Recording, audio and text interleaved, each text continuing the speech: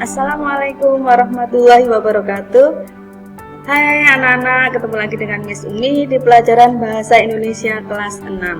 Sehat semua? Semoga semuanya dalam keadaan sehat dan bahagia, selalu dalam lindungan Allah SWT. Nah, sekarang pelajaran Miss Umi masih berhubungan dengan materi terakhir kemarin, yaitu tentang jenis-jenis paragraf.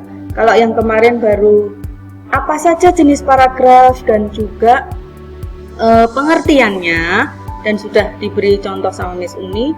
Untuk kali ini sudah menunjukkan ciri-ciri paragrafnya.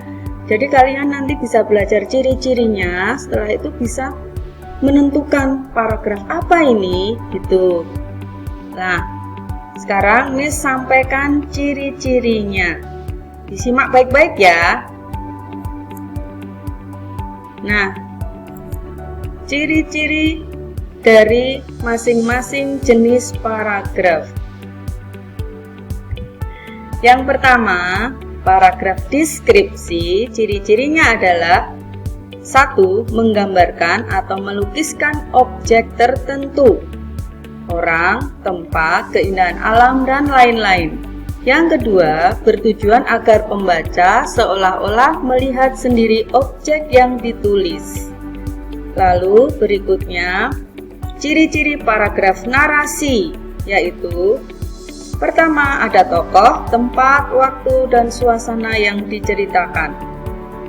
Nomor 2, mementingkan urutan waktu maupun urutan peristiwa. Yang ketiga, tidak hanya terdapat dalam karya fiksi itu khayalan, yaitu cerpen, novel, roman, tapi juga terdapat dalam tulisan non-fiksi, yaitu berupa biografi, cerita nyata dalam surat kabar, sejarah, maupun riwayat perjalanan. Nah, yang ketiga, paragraf persuasif.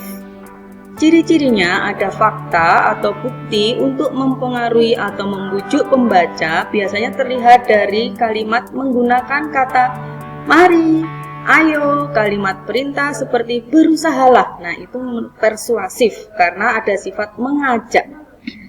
Berikutnya, bertujuan mendorong, mempengaruhi, dan membujuk pembaca.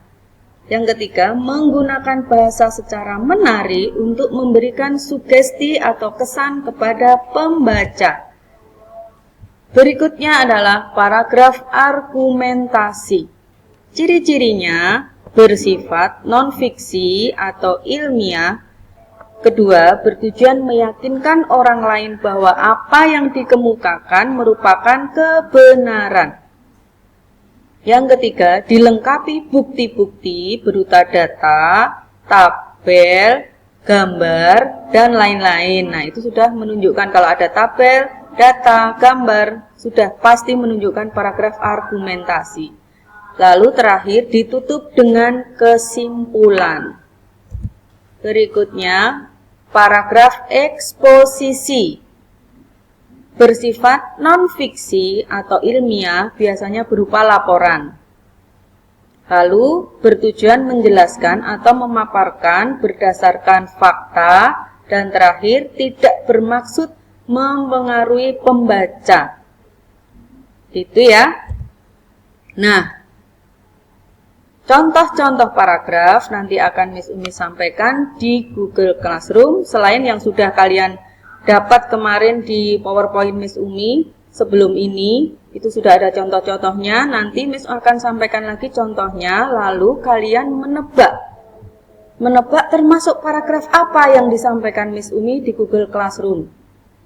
Gitu ya. Nah, tugasnya setelah menebak, kalian juga mencoba membuat cerita yang dikirim di Google Classroom sesuai jadwal kalian. Nanti dicek kalau sudah Miss Umi sampaikan contoh-contohnya, lalu kalian memilih, misalnya mau membuat paragraf narasi atau paragraf deskripsi. Nah, itu kalian bisa memilih dari 5, bisa memilih 2 saja, lalu di share atau di upload di Google Classroom. Begitu ya. Kalau belum jelas juga, bisa video call Miss Umi atau WA atau telepon menanyakan, Miss ini belum paham. Begitu dari Miss Umi, semoga kalian sudah bisa memahami dari PowerPoint ini. Selamat mengerjakan. Assalamualaikum warahmatullahi wabarakatuh.